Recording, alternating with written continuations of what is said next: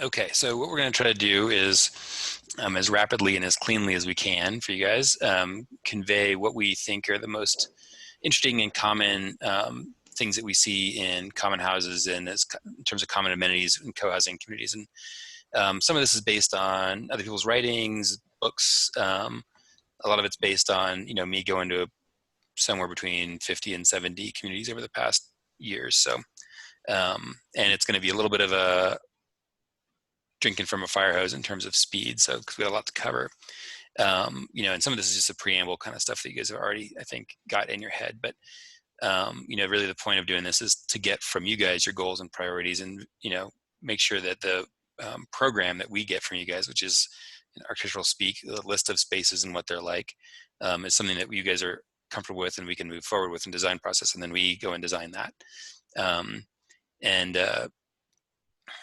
After the workshop, you'll start to see, drawings and a report coming back to you guys that'll document this stuff. And the goal is to make the report a beautiful thing that you can, print out color versions of and have as a PDF and, use to lure other people into the position you've put yourself into. And, just like site design workshop, the goal is really to give a full understanding of design trade-offs and considerations.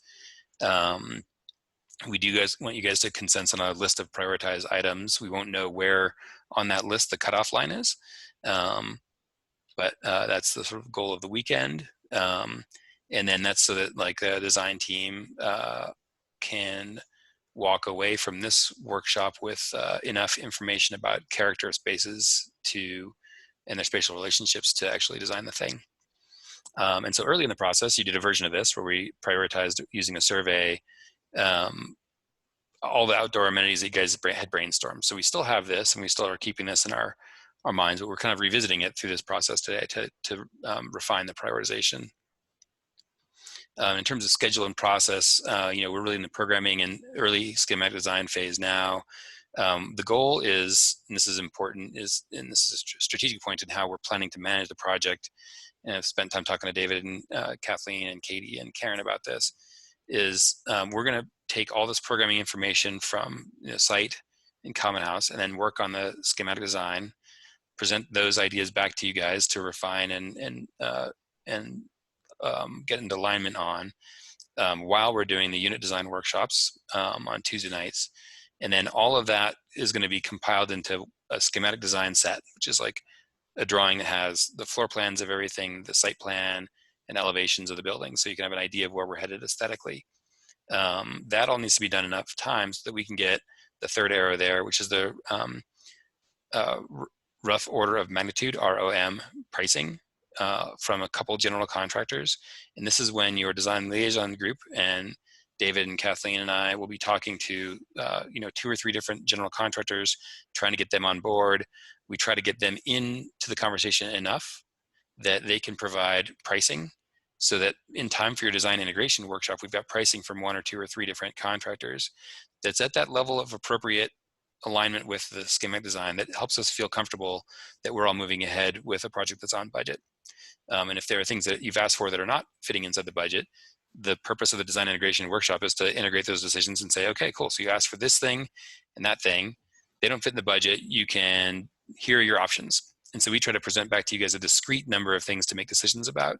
And it's not like, and it's generally high level stuff. It's not like, where does the drinking fountain go? It's more like, do you have a yoga room or do you not have a yoga room? That kind of a thing. We want to lay a budget context for this right now, which is something that we hold very, very seriously throughout the process. Right now, your construction budget for the common amenities, which is including basically everything that's not being sold as a unit, is $672,000. And so that would be like the wood shop, the common house, everything. But the way we're looking at that is that roughly can yield, using $160 a square foot, about a 4,200 square foot common house. That's a good sized common house. You also have money coming back to the community in the distributable profit at the end of the project. And what we try to do in terms of like thinking about things as future or present, if it's something that has to be, like, you can't build your common kitchen in the future. It's part of a building that's got to be built by the by the contractor. It's got to be operational when you move in. There's no room for owner built thinking about that. But you could, it doesn't really make a lot of sense to have a contractor build you a kit greenhouse, right? You'd pay a lot of money just to have that contractor build that kit greenhouse. So it's smarter to say like, okay, we're gonna make space for it. And then you guys in your budget, save something out of that 300 and something plus $1,000 to buy the kit greenhouse. And then there's a little greenhouse ad hoc circle or helping circle that talks about the greenhouse and like where it goes and what it's gonna hold and how it's gonna have water or not water and heated or not heated or all those sorts of things. And then that's a smart thing to do, sort of DIY in the future. The thing that I caution groups about is do not use a future designation to punt on a decision. So if you're trying to confront whether you're going to have, for example, a pool or not a pool, you want to talk about it in terms of it really happening or not really happening. It's kind of easy to say, well, I really hate the pool, and I think if I say maybe if it happens in the future, then it just won't really ever happen at all. Or someone saying like, I really love the pool, I think I'm losing this battle. Like if we make it future, then maybe I'll still be able to win later. Those are not the right way to approach this. so don't do that. This is my little lecture on process. And so David put together a list of potential common amenities, stuff that you guys have talked about before, just to give us ideas of like rough pricing. And so you don't need to dig into this in detail. It's really high level and just like, okay, well, of the stuff that you've said you want, how much of it would fit into that $300,000+ pile? So if you've got a common house that's going to cost you $672,000 and it's 4,200 square feet, let's just say for right now, we don't know because we're starting that process. What about those other things? And it looks like all of those other things fit fine inside that $300,000+ line item. So right now, we feel pretty comfortable saying to you, like, yeah, you can plan for a wood shop. Yeah, you can plan for a greenhouse. You can plan for a bike barn, stuff like that. And it's in the broader budget, but it might not be right now in the construction budget. You guys have discretion over how you move that back and forth. You can change how you're thinking about that. And that's the work that we do with David as a developer before the design integration workshop to say like, okay, so these guys said, like 15 out of 16 people said the bike barn is their highest priority. How do we make sure that gets built? So that's the thinking that we put into that process. And so we often talk about things in terms of like the core program, high priority elements, middle priority elements, and low priority elements. Like there's going to be a few low priority elements that we know are not going to happen. The core program is something we'll address a little bit later, and then the middle stuff is what we often spend time trying to figure out, like how do we really make sure we get the most out of those elements. Okay, so this is the sort of like what I think of as a state-of-the-art common houseology slideshow. I try to keep it as broad as I can given the time, but short as possible because otherwise it gets, you don't need to see 70 pictures of different common house dining rooms. So a lot of the work that's been baked into this is the compilation of the research that was done by several different grad students, books by Chuck and Katie, books and videos by Laura and Mary, other co-housing architects up in the Northeast, Grace Kim's graduate work on common houses. And a couple of years ago when I was doing this, I would take all that stuff and make like a 2-hour-long university class presentation out of it. And everyone at the end of the workshop said, please don't ever do that to the next people. So this is the short version. And it combines everybody's thinking all into like some short bullet point slides. So, I mean, you guys understand, right, that the common house is important because it facilitates the social interaction and workings of the community, right? You as an individual living there, it gives you a chance to go and see and be seen beyond the scene with folks. It gives you a way of sharing resources like, oh, the big kettle is in the storeroom, go share it. Or the kegerator is there, let's share the way we make brew beer. It's got a facilities kind of component to it too. And it can be the link between your community and the broader neighborhood. Like, oh, the broader neighborhood needs to have a meeting for its group. Let's host them in the common house so they can get on your property and you can create human connections with them. That can be super important. And it is also really, it's the heart of the community. And you do want to have the sense that you can just drop over there and hang out, and then hopefully bump into somebody you want to talk to. So the design considerations that support those functions, partially it should be inspiring and functional. Like people are more drawn to nice spaces that feel good than crappy bases that don't, or crappy spaces that don't. And I'll resist like bagging on the church basement piece of this because of Kathleen's church basement that she's got that's not crappy. So I got your back, Kathleen. um, the the way the spaces relate to each other in terms of connection or separateness, or how they flow, how they adjust, how they deal with different days, times, manners of use to create the proper psychology of habitation of the space for you guys. How it relates to the homes. I think, the decision you guys have made to put the common house in the middle is super strong. I kind of went against my gut on that, recommending putting it on the street, and I was really happy to see you guys tell me to put it in the middle. So that's awesome. I get the opportunity to listen to you on that. Um, the way it relates to the outside is really important. And then easy to maintain and making it durable, super important. And at every turn, we're really designing it for atmosphere and communitas, the desire to create community. We could do another like 4-hour lecture on Christopher Alexander's A Pattern Language, and that would be the #1 thing you guys said, like, please don't ever do that to me again. But the pattern language is a worthy book to think about. It basically sets forth a bunch of patterns that make it likely that people are going to hang out or behave a certain way. Things like front porches, things like sharing meals, things like having a kitchen where you can produce stuff. Like if you look through this list and you pause it when you watch this video later on, which you're probably never going to do, but maybe you will, or you can just read the book. You'll see that there's like a lot of really interesting little pieces in this. Then you'll like mentally check through it and go, oh yeah, that, or yeah, this. So we've identified a bunch of patterns out of there that are ones that really seem applicable to common houses. And I find that if I don't put that slide in there, there's always somebody who says, hey, have you ever heard of the Christopher Alexander pattern book? Well, yes, I have. I'll put the slide back in. So one of the nicest summaries, I think, of the research was done by Rebecca Disbrow. She did a graduate project on co-housingology a number of years ago, and she toured a whole bunch of common houses and did a bunch of observations about like what makes them get used. How do you get the most people hours and the most delight out of them? You're spending a bunch of money to build this thing. How do you really make it sing? And she really came up with 4 points. Like one is like make it easy, make it better, make it necessary, and give people an excuse to use it. So you got to think about that from all these different angles as we're designing this. Easy really means make it visible, next to things, unlocked, open, audible. Like, can you hear if there's something happening in there? You do want that. You want to hear like, oh, there's a community meal going on. Leave the furniture set up so you can go right in there. A lot of some communities, ours went through a phase of this, like, oh, every time we finish a meal, let's put up all the tables and all the chairs and put them all away and stack them all, which was like a huge amount of work, but it did make sweeping the floor easier. But then it made like, oh, I'm gonna go hang out in the common house. Like, I guess I'd go hang out in the common house and then set it up to sit in a chair. Like, that's not gonna help. So that was making it hard. But for the person in our community who cared most about mopping over everything else, it made her feel very, very happy. And making it better, making it do something that your home doesn't do. Make it do something that your home does do, but better. Bigger, nicer home theater system, bigger, better ovens. One of the ones she listed here is making the temperature more comfortable.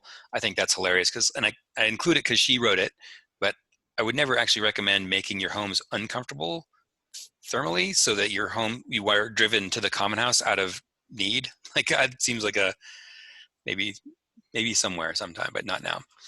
And then like activities like a more convenient breakfast, like, okay, have a coffee club. So there's always like, the 3 or 4 of you who are super coffee nerds who are willing to like go out on the coffee, like make that happen so that like you guys are the core of a group. And then every morning there's coffee available from time to time and people can stop over there and hang out with you and read the paper. Make a newspaper, like actual newspaper, show up at there. So you can actually unfold it and look at it. And then, one of the people who will always come in there and steal the crosswords. Make it necessary. You got to stop by to get your mail. You got to stop by to do a thing you got to do. That's a important theme about this. And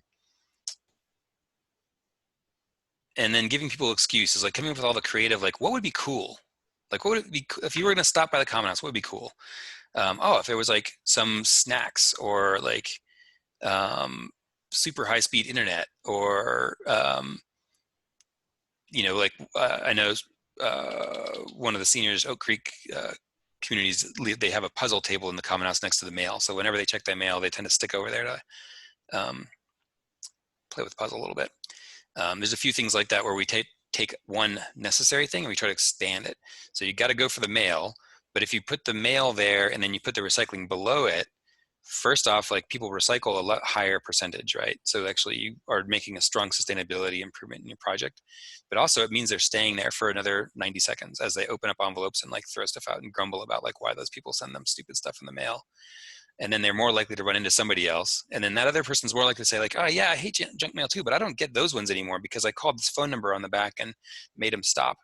And then you actually find out that you actually can, there's a little bit of social change that occurs through those opportunities too. Nothing massive, but like, the kinds of stuff that we're doing day to day. The most common mistakes that she said is the sort of multi-use trap. Like in this process, you'll see it is possible for you to say like, oh, well, we have 4 things that we all want and they're all like mid-range priority, but let's just put them all in a multi-purpose room. And that doesn't happen very well, especially when those things are actually mutually exclusive. So things like an exercise room, like that, if I say exercise room, you guys all think of something, and some of you are thinking like, oh yeah, that's where my treadmill and rowing machine and weightlifting stuff is. And other people are like, oh, that's the room that's totally empty and clean where I can go do yoga. Like those are different things. They don't spatially work that well together. You can combine them into one bigger space, but you don't really get, there's no like get out of jail free scenario there. In the past, people try to make them feel very residential or very commercial. We've struck, I think, the right balance with that these days, and you'll see some slides of that. Lack of design for art, not enough adequate storage. Sometimes they're just too big or they're too small. I think, you can get a common house down to like, 2,200, 2,500 square feet and still have it be totally, totally great for a community, even of your size. But at that point, you're really only doing the essential. And I have seen and been a part of events at communities where the common house is just too small. There's one here in town that basically has like a kitchen and dining room, and that's like the whole thing. And that's okay. There's only 9 units there, but they don't have all the stuff that we've got. One of the other big ones is cheap or secondhand furniture. If you have like a sofa in your basement right now that you're not even willing to put in your own living room, don't donate that to the community. That is not nice. So get rid of it, and you should probably get rid of it now. The future's coming. You're moving into co-housing. Get rid of your crappy stuff. There have been communities, Nyland, it was a obvious one, it's local here, where they completely furnished the common house out of like all of the crap from people's basements. And that crap stayed there for like 25 years. And it totally dragged the space down. It felt like junk, like sofas were yucky to sit on. Like everything was like, ugh. But they never were able to get rid of it because then you had to raise money to replace the crappy thing.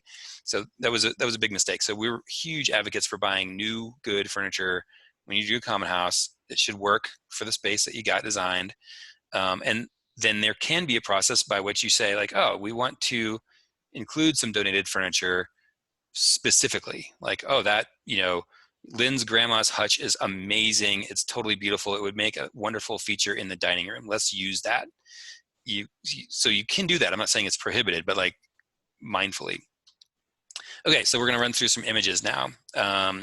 So this is the Wild Sage Common House. This is actually a photograph that a realtor took. So it's all glossy and weird looking, but we have a good mix between sort of commercial, institutional, residential furniture in the common house kitchen. It's really all about like, how can you walk in there and roll? How can you walk in there and do the thing you've got to do?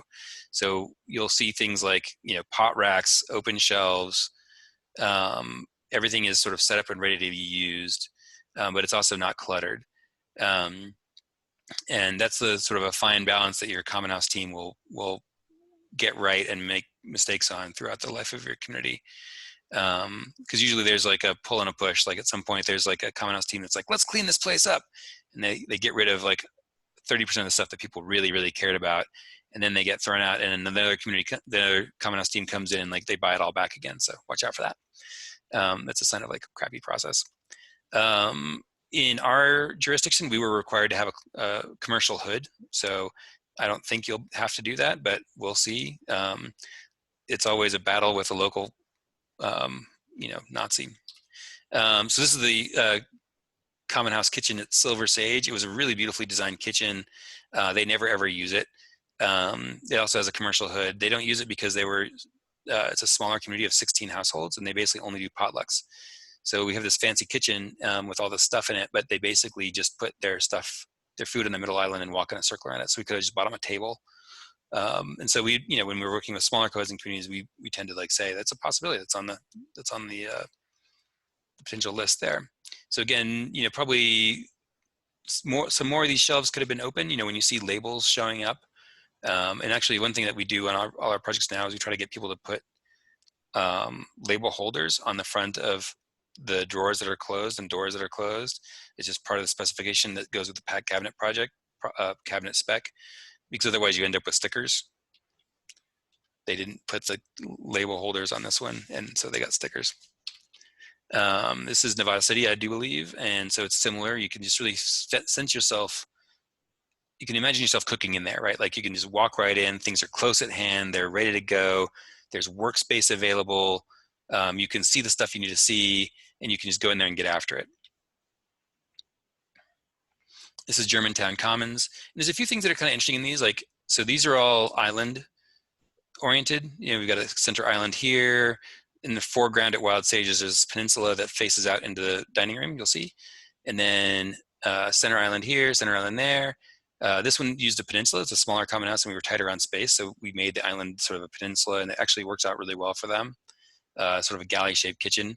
And we tuck all of the dishwashing stuff around the corner. So the dishwashing drop-off thing is they drop them off kind of where that Cuisinart's showing up, and then it gets put in the dishwasher. And the behind part of that, this peninsula there is where the trash and recycling are. So it's all very super convenient.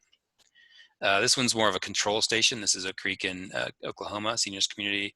It's kind of a mess right there because I just snagged a picture as I walk through. But and this is just another, I think, not cozy kitchen, but a good example of open, clean. You walk in, it feels nice. This is a kitchen that we that's here in Boulder in a let's see, the chat is flashing. Is everybody okay? Yes, we're noticing the dishes selection. I think you're good. Okay, cool. Yeah. Sweet. Keep up the chat. And if there's something that you're trying to get to me on there, let me know. And I might not notice. So this is an open kitchen in a co-working space, but I thought it felt very much like a great co-working community co-housing kitchen. And so we designed the one for Truckee to be a lot like this. Yeah, Fiesta ware. We love Fiesta ware. And this is from Chuck's book on senior co-housing, and sort of it's the ideal kitchen scenario in his mind. And I think there's a lot of things to be said for it. We don't need to dwell on it too much. So other rooms that you see, dining room space. This is Wild Sage, more of a pavilion kind of environment. This was a talk that we had there maybe a year or two ago. We can fit 60 people seated in there, and 100 for dinner, and 100 people or so in sort of auditorium format. And I'd say that's generally a little bit on the bigger side. Probably don't need to do that, but it works well for events and music and stuff like that. This slide tells a really good story. That's one of the key things that is a takeaway from Grace Kim's research and her work in the Common House book that she put out, which is how you deal with lighting. The ability to drop lighting over the table, to have a candle on the table. The reason restaurants do that is it makes you look nice to the person who's looking at you. It makes them look nice to you. Zoom is a case study in crappy lighting, right? I think a few of us look okay. Karen looks good. Kathleen looks great. A bunch of us are either over here, or we're our heads are glowing, or it's just crazy. So the way you light one's face when you're dining across a table from them is actually a really key part of restaurant design. And all the restaurants that we've designed, that's been reinforced by the owners of that. But if you imagine pushing those tables out of the way for a dance, what do you do with the lights? Well, you can hook them up higher. There's things you can do with them. I'm going to overtly try to drive you towards pendant lighting that is good for dining and not so much for a pavilion kind of space. But PDX Commons, this is a great example of the indoor-outdoor layering of space. Like you can see back in the back there, they've got a kitchen that's much like that one from the co-working space. It's a long, wide galley kitchen, sort of like German Commons, but bigger, Germantown Commons. And then the dining space in the middle, and then great openness to the outdoor. And so when you have openness like that going straight to the outdoors, you have a wonderful ability to like expand your seating from 40 to 60 super easily. So it goes into party mode really well. Silver Sage's dining room, since they had Wild Sage across the street, we wanted them to have a much more demure, quiet, calm, lower ceiling, more intimate seating, broken up into kind of vignettes. So like back behind here, there's a place where you can sit and gather. There's a booth seating kind of option back over here. And there's really only 2 tables in the common house that are not that, but they're bigger round tables that can each seat like 6 people. If they had bought different chairs, they could have sat 8, but they're also tables that have like a flip down edges, so they can be square or round. And actually, I meant to ask when Katie was on the phone with us the other day, David and Kathleen and Karen, but she has a whole speech about why you should never use round tables. And I don't know if I can emulate it, but I think we'll talk about that in a bit. And I'm a fan of not round tables as well. But here's Germantown Commons with round tables, showing how it relates to the dining room. And the key thing that is like underscoring a lot of these is like, how do you get and drop off food, right? So the way this works in like meal mode is this, banquet table or set of cabinets, countertop over here, and that one are lined with the food. And on the left-hand side, you can grab your plates and then move to the right, and you get your rice, put the lentils on the rice or whatever you're doing, and work your way through some like desserts and stuff. And then you can put your stuff down at your table and then come back without going through that same line again to get to the drink station. So, because usually by the time you're there, your hands are kind of too full with a fork and stuff and whatever, and your bowl and your plate to deal with getting your drinks. And so it is nice to have that drink thing either at the end or a different spot as we're doing the common house kitchen design. Another one from Denmark, from swiped out of Grace's book. Again, showing low level lighting, great relationship to a very defensible kitchen, right? You can tell someone's in there. You can tell it's active. You can tell that you're not supposed to go in there and get in their space when they're trying to cook. But you can also come out here and sit down and be like, hey, so what's going on? How are things? Which is what you want when you're cooking. This is a not co-housing community space, but it's one that some groups really feel great about. And it's really the one room approach. Like you've got a kitchen at one end, dining space in the middle, posh living space at the other end. And I'm curious how this one strikes you guys. You can tell me when you get feedback. This one's sort of an interesting one because like what I've found, and I'll tell you the story I have in my head about it, is that people who go to resorts from places that are not resort places love this. And the people who live in resort places identify this as resort and they hate it. So like Tulsa loved it, Tennessee loved, like different places like that loved it. Flagstaff and Truckee were like, oh, that looks like a resort. We hate resorts. You hate what you are. This is the way indoor outdoor space relates at PDX Commons. It shows like how the balcony systems relate down to the open space. It's a very coherent and pleasant environment, and it works great for like every time you come and go, you are literally exposed to like, is something happening in the common house? It's really fantastic from that perspective. And this is Capitol Hill, super dense co-housing. This is their whole outdoor space aside from a rooftop deck. And this is also a rooftop deck, but their dining room opens up into this space. This is Wild Sage, a little bit more, a little less dense than you guys, but, or a little, less dense than you guys, but a lot less dense than PDX or Capitol Hill. And so this is the common dining room, and the kitchen flows in that, and the dining room flows out to here, and that flows to a green, and all the units that we could get to open up onto the common green. How you furnish it is key. This is my own example of the crappy donated furniture scenario.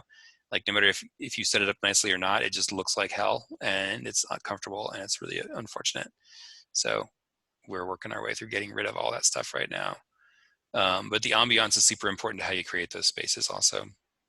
So other spaces you see that are climate dependent too are screened-in porches. This one is Germantown Commons in Nashville, And from the very beginning, they were like, we got bugs, we need a screen-in porch. But it's also nice outside enough that they want to sit outside. We also installed, there's lighting in this roof deck outside here and ceiling fans, so that you can sit outside with a ceiling fan on with bug screen around you and hang out and do Scrabble, I guess. Making spaces that have a lot of character. Spaces should feel special. Other examples of proximity between gardens and patio spaces off the common house. This is PDX Commons. This one is Capitol Hill. They did a rooftop food producing garden because it's a super dense project. They just dedicated a bunch of their roof to producing food, and that's worked out really well for them. And I don't know where the status is now, but they had a local restaurant that was partnering with them to grow the food and use the food, and so they got to benefit from that as a sort of like nice collaborative connection. Then there's also like lots of opportunities for you guys to do like little cool things that don't need to be part of this workshop. Like we're not going to program like a 6 foot by 6 foot reclaimed cool thing. We got this for free. We rebuilt the base. It used to be 2 stories and had a slide, so we cut all that stuff off, and after it rotted and threw it away, and repurposed this and painted it with the kids, and now it's just like wonderful little thing. But there's lots of opportunities to do this kind of stuff in the landscape after the fact. So this slide's about sort of living spaces, living room adjacent to dining room, big sliding doors so you can open them up back and forth to each other. In party mode, this is all full of people, and there's 100 people in here. In like, formal dining room mode, it only seats like 36 or something like that. Other kind of good spaces to look at. Sitting rooms, things that are off of, kind of living room spaces, off of dining room spaces. This one I kind of love because it's basically big enough for comfy sofas and a TV. So this is a great place like where the TV is not really celebrated very much. You can go in here. We've done these before where there's like bookshelves all around the TV, and it's what Tulsa is like. A lot of good daylight, but you can go in there and feel really, really comfy, cozy. You can also go in there and, seat 7 or 8 people eating. And if this is off the dining room, then it's a really great place to like close off and have movies, or leave open and have something on at night if you want to. Then you can make stuff that's like a formal movie room. This is like, theater chairs, sound absorbing stuff. It is all about, home movie night. And in this building, it's not near anything else. It's a destination.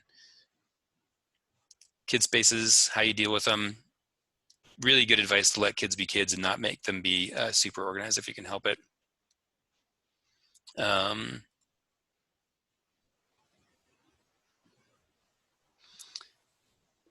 And making them like live, vibrant spaces for kids is super important. This is actually one of the multi-purpose rooms that seems to work really well. They bought lightweight IKEA furniture, and you can see these little stools. They all stack up, and so people will sit on those. You use them as like food spaces. So when they do a really big meal, people flow up into this room from another space.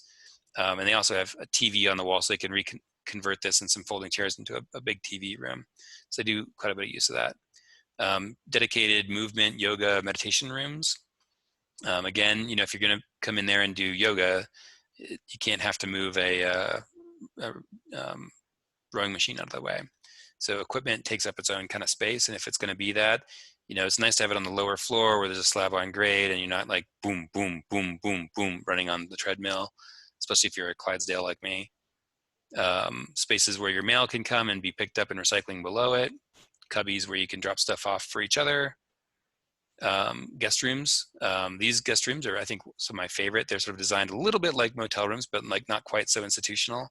But they're pretty self-contained. And then they have this like really sweet sign that they made. And you slide the guest room part to the right, and it says occupied. To the left, it says available. Sweet signage. This is Germantown Commons. They did the cheapest, simplest thing they could possibly do, which was to buy IKEA sets and stick them in a room. Really swank exercise equipment rooms. Laundry rooms can get big or small. These ones have vending machines in them.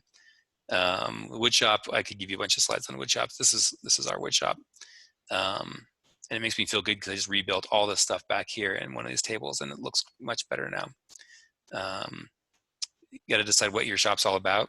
It can't be dirty and clean. It can't be mechanics and quilting.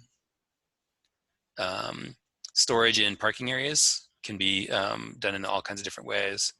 But really you want to make sure that the spaces you're creating are ones that you want to go perch in and occupy. So that's sort of the cohousingology slideshow, trying to give you like enough of the images that you can see what they're all about without drowning you in a million different pictures of, like, shops and living rooms. So if it's okay, I'll stop the recording now. You can have that chunk as a record of the workshop so people can watch it later, and then we'll do the response round.